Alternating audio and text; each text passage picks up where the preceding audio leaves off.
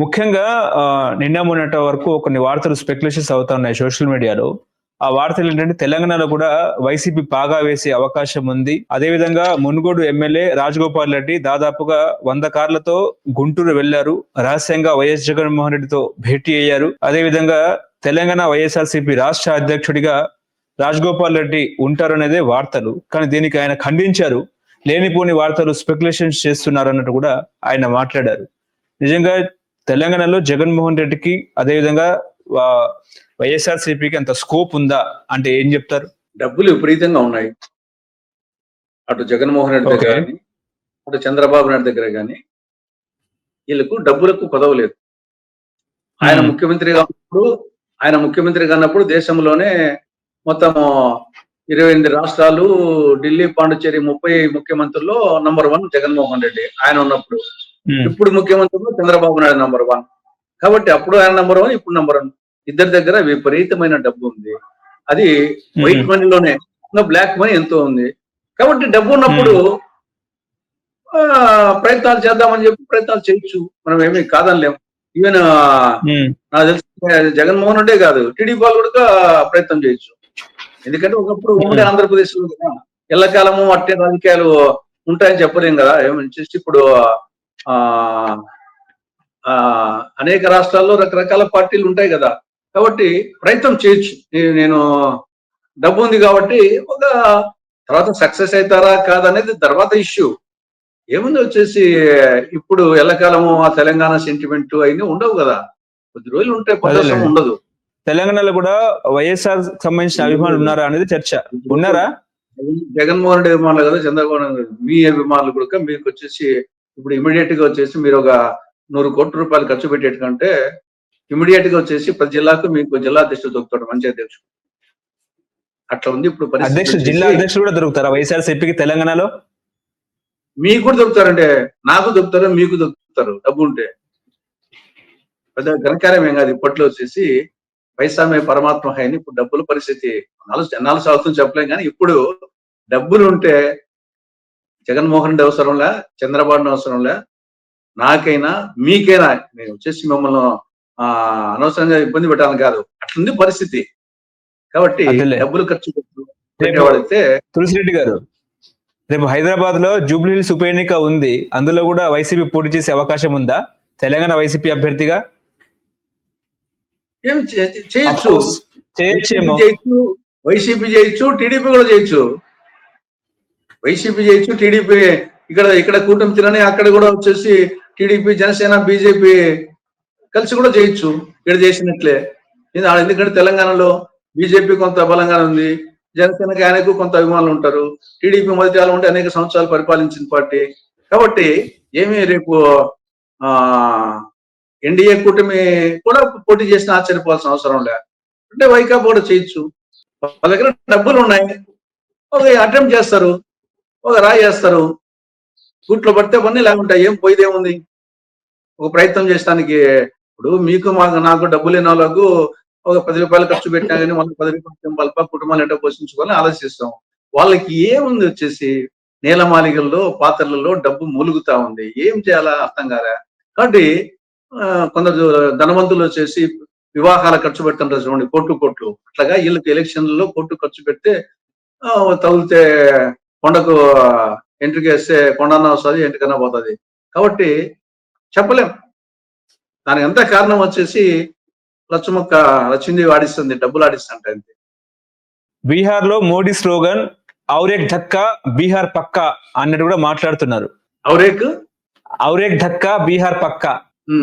రాహుల్ గాంధీ గారేమో బీహార్ లో కొంచెం అటు ఇటు ఉన్న పరిస్థితి అన్నట్టు కూడా రాహుల్ గాంధీ మాట్లాడుతున్నారు. నాకు వచ్చిన ఇన్ఫర్మేషన్ ప్రకారంగా ఈసారి బీహార్ లో వచ్చేసి ఇండియా కూటమి గెలుస్తుంది అనేది వార్తలు ఉన్నాయి. మరి అక్కడ ముఖ్యంగా వచ్చేసి తేజస్వి యాదవ్ ను ముఖ్యమంత్రిగా చూడాలని ఇక్కడ మెజారిటీ ప్రజలు ఆశిస్తా ఉన్నట్టుంది. నితీష్ కుమార్ ను ఆల్రెడీ ఛానల్ చూశారు కాబట్టి అక్కడ ఏగిలి మార్చాలి, పంట మార్పిడి చేయాలి, ప్రభుత్వాన్ని మార్చాలి అనేది ఒకటి బలంగా ఉన్నట్టు వినిపిస్తా ఉంది. ఆ నేపథ్యంలో రాహుల్ గాంధీ గారు ఇటీవల వచ్చేసి ఆయన బీహార్ లో పర్యటించడము ఇవన్నీ యాడ్ అవుతున్నాయి. కాబట్టి ప్రధానంగా తేజస్వి యాదవ్ ను ముఖ్యమంత్రిగా చూడాలనే ఒక బలమైన అభిప్రాయం ప్రజల్లో ఉన్నట్టు తెలుస్తా ఉంది. కాబట్టి తర్వాత అక్కడ పీకే కూడా కొంత ప్రభావితం చూపిస్తాడు అని అంటున్నారు. అది మరి ఎవరి మీద ఎఫెక్ట్ పడుతుందో చెప్పలేం కానీ పీకే కూడా కొంత ప్రభావం చూపిస్తాడు. అతను రాడు కానీ కొంత ప్రభావం చూపిస్తాడు. ఓవరాల్ గా తేజస్వి యాదవ్ కు ఇండియా కూటమికి అవకాశాలు ఎక్కువ ఉన్నాయి అనిపిస్తుంది. కానీ కేంద్ర ఎన్నికల సంఘం ఓటు చోరీ అదంతా పక్కన పెడితే దేశవ్యాప్తంగా కూడా రాహుల్ గాంధీ గారు ఒక ఉద్యమమే క్రియేట్ చేసే అవకాశం ఉన్నట్టు కూడా వార్తలు వస్తున్నాయి. కాకపోతే నిన్న బీజేపీ నాయకులు ఏమన్నారంటే రాహుల్ గాంధీ అనవసరంగా యువతను రెచ్చగొడుతున్నారు, నేపాల్ తరహా ఇక్కడ కూడా చేద్దామని అనుకుంటున్నారు, కానీ అంత సీన్ లేదు అన్నట్టు కూడా మాట్లాడుతున్నారు బీజేపీ నాయకులు. ఇక్కడ రాహుల్ గాంధీ గారు చెప్పింది అది స్పెసిఫిక్ గా ఆయన చూపాడు కదా, ఎక్కడెక్కడ దొంగబొట్టు తీశారు, ఎక్కడెక్కడ యాడ్ చేశారు. అదే కాబట్టి మనం పార్లమెంటరీ డెమోక్రసీకి ఎన్నికలు గుండెకాయ. ఎన్నికలకు ఓటర్ల జాబితా అనేది ప్రామాణికం. కాబట్టి పర్ఫెక్ట్ గా ఓటర్ల జాబితా, అర్హులందరూ 18 సంవత్సరాల వయసు దాటిన ప్రతి వాళ్ళు అర్హులు, అనర్హులు వచ్చేసి చనిపోయిన వాళ్ళు, ఇట్లా వాళ్ళు వచ్చేసి అనర్హులకు ఓటు ఉండకూడదు, అర్హులకు ఓటు ఉండాలి. కానీ మనం ఓటర్ల జాబితాలు పరిశీలిస్తే ఇప్పుడే కాదు, గత అనేక సంవత్సరాలుగా తప్పులు తరగ్గా ఉండేది అందరికీ తెలుసు. కానీ దీనికి ఒక ప్రాసెస్ ఉంది. ఈయన ప్రతి ఎన్నికలకు ముందు ఓటర్ల జాబితా సవరిస్తారు, దాంట్లో అడిషన్స్, డెలిషన్స్, ఆల్టరేషన్స్ కు అవకాశం ఉంటుంది. కానీ ఇక్కడ రాహుల్ గాంధీ గారు చెప్పడం ఏమంటే ఇక్కడ ఆన్లైన్ ద్వారా చేశారు అనేది ఇది ప్రమాదకరమైనటువంటి విషయం. ఇప్పుడు ఆఫ్లైన్ లో చేస్తే అడిషన్, డెలిషన్, ఆల్టరేషన్స్ కు అది తెలిసిపోతుంది. ఇక్కడ ఆన్లైన్ లో తెల్లవారుజాము 4 గంటలకు 4-10 నిమిషాలకు వచ్చేసి ఒకే వ్యక్తి పేరుతో డెలిషన్స్ కు వచ్చేసి ఇచ్చారు అంటే, ఫారం 7 ఇచ్చారంటే ఇది ప్రమాదకరమైంది అని ఆయన చెప్తున్నారు. అది వాస్తవం కూడా. దాని మీద ఎలక్షన్ కమిషన్ పరిశీలన చేసి దర్యాప్తు చేసి దాన్ని నివారించాల. ఏదో వచ్చేసి ఉద్దేశపూర్వకంగా చేశారని చెప్పలేం. ఎలక్షన్ కమిషన్ ఉద్దేశపూర్వకంగా చేశాడనో బీజేపీతో కుమ్మకాయన కంటే జరిగింది మాత్రం వాస్తవం. ఆరోపణ చేసినప్పుడు దాన్ని దర్యాప్తు జరిపి మున్నటి చర్య తీసుకోవాలి. కానీ దాన్ని ఎలక్షన్ కమిషన్ వన్ సైడ్ గా వచ్చేసి అంపైర్ గా ఉండాల్సినటువంటి ఎలక్షన్ కమిషనే ఒక పక్క ప్లేయర్ గా వచ్చేసి అఫిడవిట్ పొట్టిసి మరి లేవని అఫిడవిట్ పొట్టించేస్తారా? ఓకే, కాకపోతే మనం ఎలక్షన్ కమిషన్ పాయింట్అవుట్ చేస్తలేము, అదేవిధంగా జ్ఞానేష్ కుమార్ గారిని కూడా మనం పాయింట్అవుట్ చేస్తలేము. కానీ రాహుల్ గాంధీ అయితే ఆరోపిస్తున్నారు. ఇంటర్వ్యూనే దాదాపు 300 మంది ఎంపీలు ఇంటర్వ్యూ అడిగితే ఇవ్వకుండా అంతకంటే అన్డెమోక్రటిక్ ఏముంటుంది వచ్చేసి.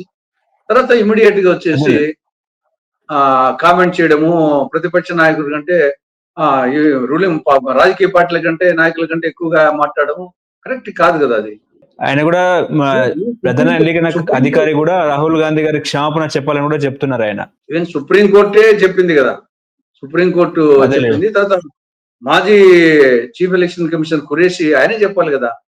మరొకసారి వచ్చేసి ఆత్మ పరిశీలన చేసుకోవాలి, తప్పులు ఉంటే దానికి దర్యాప్తు జరపాలి, తప్పులు చేసి దానికి కౌంటర్ అటాక్ చేయడం అనేది కరెక్ట్ కాదని చెప్పేసి మాజీ చీఫ్ ఎలక్షన్ కమిషనర్ ఖురేషి ఆయనే చెప్పడం జరిగింది, సుప్రీంకోర్టు చెప్పడం జరిగింది.